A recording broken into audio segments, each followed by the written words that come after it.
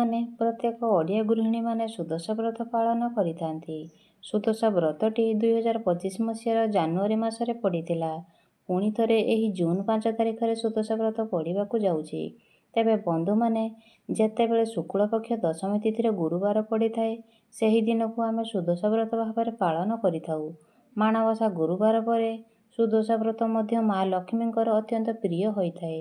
ସେଥିପାଇଁ ପ୍ରତ୍ୟେକ ନାରୀମାନେ ସୁଦଶା ବ୍ରତ ପାଳନ କରିଥାନ୍ତି। ମା ଲକ୍ଷ୍ମୀଙ୍କୁ ସନ୍ତୁଷ୍ଟ କରିବା ପାଇଁ, ମା ଲକ୍ଷ୍ମୀଙ୍କର ଆଶୀର୍ବାଦ ପ୍ରାପ୍ତି କରିବା ପାଇଁ। ତେବେ ବନ୍ଧୁମାନେ, ଏହି ସୁଦଶା ବ୍ରତ କେହି କେହି ଘରେ ଏବଂ କେହି ଲକ୍ଷ୍ମୀ ମନ୍ଦିରରେ ପାଳନ କରିଥାନ୍ତି। ମନ୍ଦିରରେ ଯେଉଁମାନେ ବ୍ରତ କରନ୍ତି, ସେମାନେ ଘରେ ମଧ୍ୟ ମା ଲକ୍ଷ୍ମୀଙ୍କର ବିଶେଷ ରୀତିନୀତିରେ ପୂଜାର୍ଚ୍ଚନା କରିଥାନ୍ତି। ମା ଲକ୍ଷ୍ମୀଙ୍କୁ ସଂଖ୍ୟା 10ଟି ଭାରି ପସନ୍ଦ। ସେଥିପାଇଁ ମାଙ୍କ ପୂଜାରେ 10 ସଂଖ୍ୟାର ସବୁ ଜିନିଷ ରଖାଯାଇଥାଏ। ଯେମିତିକି 10ଟି ଫୁଲ, 10ଟି ଫଳ, 10 ପୁରଦିଆ ମଣ୍ଡା, 10ଟି ଫଳମୂଳ ମିଶି ପଣା, ବ୍ରତରେ 10ଟି ଗଣ୍ଠି, 10ଟି ବେଲପତ୍ର, 10ଟି ହଳଦୀ ଗୁଳା, 10ଟି ଗୁଆ ଇତ୍ୟାଦି ରଖି ପୂଜା କରାଯାଏ। ସୁଦଶା ବ୍ରତରେ ମାଙ୍କର ପିତ୍ତଳ ମୂର୍ତ୍ତିକୁ ପୂଜା କରିପାରିବେ ବା ଉଭୟ ଲକ୍ଷ୍ମୀ ନାରାୟଣଙ୍କ ମୂର୍ତ୍ତିରେ ରଖି ମଧ୍ୟ ଆପଣ ପୂଜା କରିପାରିବେ। ମାଙ୍କର ମୂର୍ତ୍ତିକୁ ପୂଜା କରିବା ମଧ୍ୟ ଆପଣ ଗୁଆ ନିଶ୍ଚିତ ଭାବରେ ପୂଜା କରିବେ। ଯାହାଙ୍କ ଘରେ ସୁଦଶା ବ୍ରତରେ 10ଟି ଗୁଆ ପୂଜା ହେବାର ନିୟମ ଅଛି, ସେମାନେ 10ଟି ଗୁଆ ମାଙ୍କ ପାଖରେ ରଖି ପୂଜା କରିପାରିବେ ଏବଂ ଯେଉଁମାନଙ୍କ ଘରେ 10ଟି ଗୁଆ ସୁଦଶା ବ୍ରତରେ ପୂଜା ହେବାର ନିୟମ ନାହିଁ, ସେମାନେ 2ଟି ଗୁଆ ନିଶ୍ଚିତ ଭାବରେ ପୂଜା କରିବେ। 2ଟି ଗୁଆ ଲକ୍ଷ୍ମୀ ନାରାୟଣଙ୍କ ନାମରେ ଆପଣ ପୂଜା କରିବେ। ଲକ୍ଷ୍ମୀ ନାରାୟଣ ବା କେବଳ ଲକ୍ଷ୍ମୀଙ୍କ ପ୍ରତିମାକୁ ତଳେ ରଖି ପୂଜା କରାଯାଏ ନାହିଁ। ଖଟୁଲିରେ ମାଙ୍କୁ ରଖି ବ୍ରତ କରାଯାଏ। ଗୁଆକୁ ଆପଣମାନେ ପିଢ଼ା ଉପରେ ରଖି ପୂଜା କରିବା ଉଚିତ। ମାଙ୍କର ଅତି ପ୍ରିୟ ହୋଇଥାଏ ଧଳା ରଙ୍ଗର ଫୁଲ, ହଳଦିଆ ରଙ୍ଗର ଫୁଲ ଏବଂ ନାଲି ରଙ୍ଗର ଫୁଲ। ପୂଜାରେ 10 ପ୍ରକାରର ଫୁଲ ଲାଗେ। ସେଥିପାଇଁ ମାଙ୍କର ସବୁ ପସନ୍ଦର ଫୁଲ ପଦ୍ମ ଫୁଲ, ଗେଣ୍ଡୁ ଫୁଲ, ସରିଷ ଫୁଲ, ଆପଣ ଏସବୁ ଫୁଲ ନିଶ୍ଚିତ ଭାବରେ ପୂଜା କରିପାରିବେ। ଟଗର, ତରାଟ, ଗୋଲାପ ଫୁଲ ମଧ୍ୟ ମଲ୍ଲି ଫୁଲ ଏସବୁ ଆପଣ ପୂଜା କରିପାରିବେ। କିନ୍ତୁ କନିଅର, ଧଳା ଅପରାଜିତା, କଳା ଅପରାଜିତା ଏସବୁ ଆପଣ ମାଙ୍କୁ କେବେ ବି ଲଗାଇବେ ନାହିଁ। ମାଙ୍କୁ ଆପଣ ମନ୍ଦାର ଫୁଲ ମଧ୍ୟ ଦେବେ ନାହିଁ। 10ଟି ଦୁବ, 10ଟି ବରକୋଳି ପତ୍ର, 10ଟି ବେଲପତ୍ର, 10ଟି ଫୁଲ ମାଙ୍କ ପୂଜାରେ ଲାଗିଥାଏ। ପୂର୍ବ ଦିନଠାରୁ ଆପଣ ଏସବୁକୁ ସଜାଡ଼ି ରଖିବା ଉଚିତ। ମାଙ୍କ ପାଖରେ ସୁଦଶା ବ୍ରତ ଦିନ 3 ଥର ଭୋଗ ଲାଗିଥାଏ। ସକାଳ ଭୋଗ, ମଧ୍ୟାହ୍ନ ଭୋଗ ଏବଂ ସନ୍ଧ୍ୟା ଭୋଗ।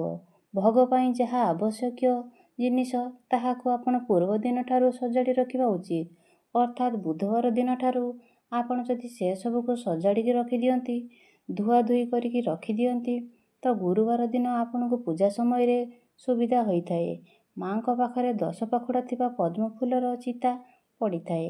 ମାଣବସାରେ ସମସ୍ତେ ବାସି ଚିତା ଅର୍ଥାତ୍ ପୂର୍ବ ଦିନଠାରୁ ଚିତା ପକାଇ ଦେଇଥାନ୍ତି, କିନ୍ତୁ ସୁଦଶା ବ୍ରତରେ ସଜ ଚିତା ପଡ଼ିଥାଏ। ଆପଣ ଯଦି ପାରିବେ ତ ରାତି 3ଟାରୁ ଉଠିଯାଆନ୍ତୁ, ନିଜର ସ୍ନାନ କାର୍ଯ୍ୟ ସାରି ନିଅନ୍ତୁ। ଆପଣ ଠାକୁର ଘରେ ଝୁଣ୍ଟି ପକାଇ ନିଅନ୍ତୁ।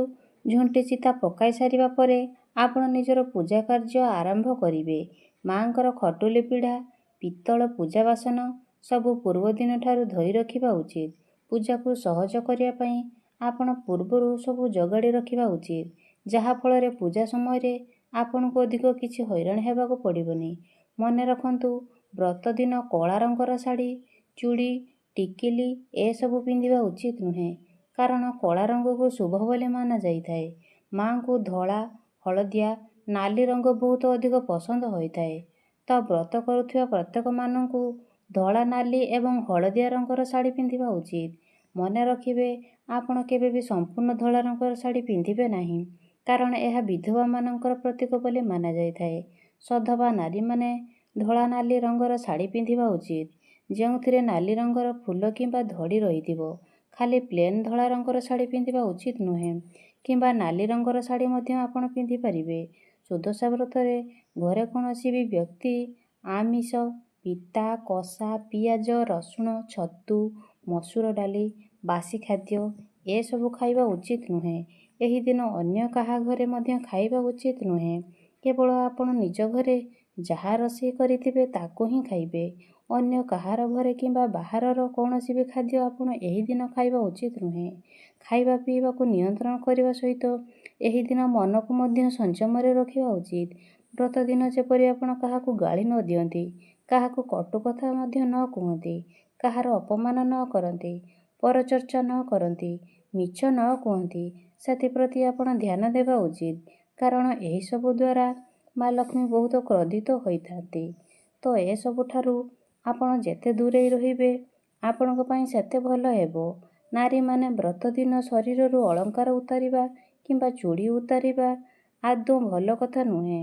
ବ୍ରତ ଦିନ ଘରକୁ ସଫା ରଖିବା ଏବଂ ନିଜେ ମଧ୍ୟ ସଫାସୁତୁରା ରହିବା ଉଚିତ।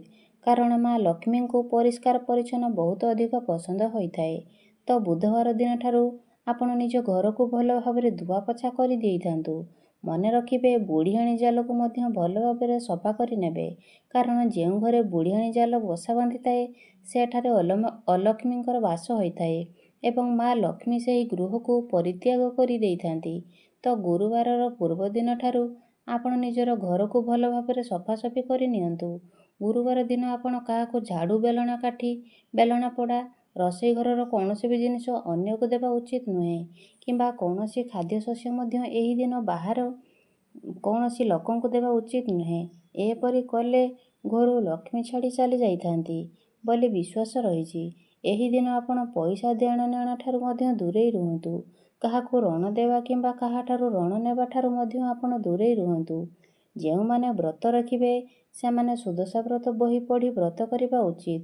ଅନ୍ୟମାନଙ୍କୁ ବ୍ରତର ମାହାତ୍ମ୍ୟ ଯେଉଁମାନେ ବୁଝାଇଥାନ୍ତି ତାହା ସେମାନଙ୍କୁ ବହୁତ ଶୁଭଫଳ ପ୍ରଦାନ କରିଥାଏ। ମା ଲକ୍ଷ୍ମୀଙ୍କୁ ହଳଦୀ ପାଣି, କ୍ଷୀର, ବାସଜଳ ଏବଂ ପଞ୍ଚାମୃତରେ ସ୍ନାନ କରାଇବା ଉଚିତ। ଗୁଆକୁ ହଳଦୀ ପାଣିରେ ବୁଡ଼ାଇ ପୂଜା କରିବା ଉଚିତ। ବ୍ରତକୁ ମାଙ୍କ ପାଖରେ ପୂଜା କରିସାରିବା ପରେ ମାଙ୍କୁ ଛୁଆଁଇ ହଳଦୀ ପାଣିରେ ବୁଡ଼ାଇ 10ଟି ଗଣ୍ଠି ପକାଇ ହାତରେ ଧାରଣ କରିବା ଉଚିତ। ବ୍ରତ ସମୟରେ ମାଙ୍କର ଗାୟତ୍ରୀ ମନ୍ତ୍ର ଉଚ୍ଚାରଣ କରି ପୂଜା କରିବା ଉଚିତ। ସବୁଠାରୁ ବଡ଼ କଥା ହେଉଛି ପୂଜା କରିବା ପରେ ମାଙ୍କ ପାଖରେ କ୍ଷମା ପ୍ରାର୍ଥନା କରିବା ଉଚିତ ଯେ ହେ ମା, ପୂଜା କେମିତି କରାଯାଏ ତାହା ଜାଣିନାହିଁ। ପୂଜାର ନୀତି ନିୟମ ବିଷୟରେ ମଧ୍ୟ ମୁଁ ଜାଣିନାହିଁ। ମନ୍ତ୍ର ମଧ୍ୟ ମୁଁ ମନେ ରଖିପାରୁନାହିଁ। ଯେତିକି ଜାଣିଛି, ଯାହା ଜାଣିଛି ସେମିତି ପୂଜା କରିଛି। ମୋର ଦୋଷକୁ କ୍ଷମା କରିଦେବେ। ମା ମୋତେ ଆଶୀର୍ବାଦ କରିବ, ମୋର ପୂଜାକୁ ଗ୍ରହଣ କରିବ। ମୋର ଯଦି କିଛି ଭୁଲ ହେଇଛି ତାହେଲେ ମୋତେ କ୍ଷମା କରିଦେବ।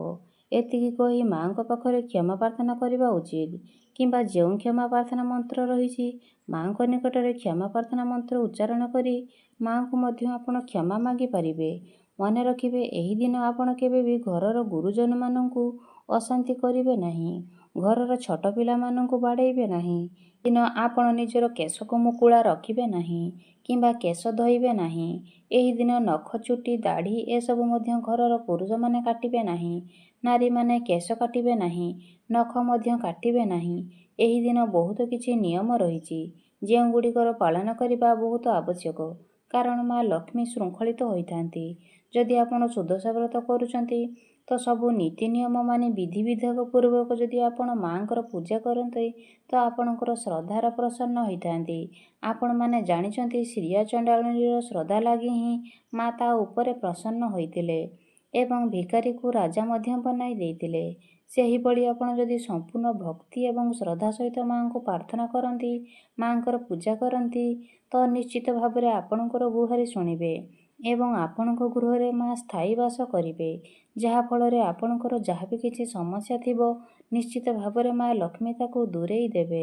ସୁଦଶା ବ୍ରତଟିକୁ ଆମେମାନେ ସମସ୍ତେ ଅପେକ୍ଷା କରି ରହିଥାଉ। କାରଣ ସୁଦଶା ବ୍ରତଟି ମା ଲକ୍ଷ୍ମୀଙ୍କର ଅତି ପ୍ରିୟ ହୋଇଥାଏ।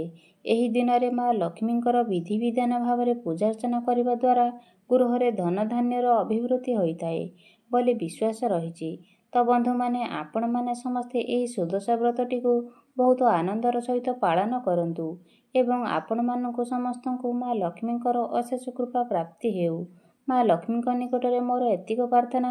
ତେବେ ବନ୍ଧୁମାନେ, ଯଦି ଏହି ଭିଡ଼ିଓଟି ଭଲ ଲାଗିଥାଏ ତେବେ ଭିଡ଼ିଓଟିକୁ ଲାଇକ୍ କରି ଚ୍ୟାନେଲଟିକୁ ସବସ୍କ୍ରାଇବ୍ କରିଦେବେ। ଧନ୍ୟବାଦ।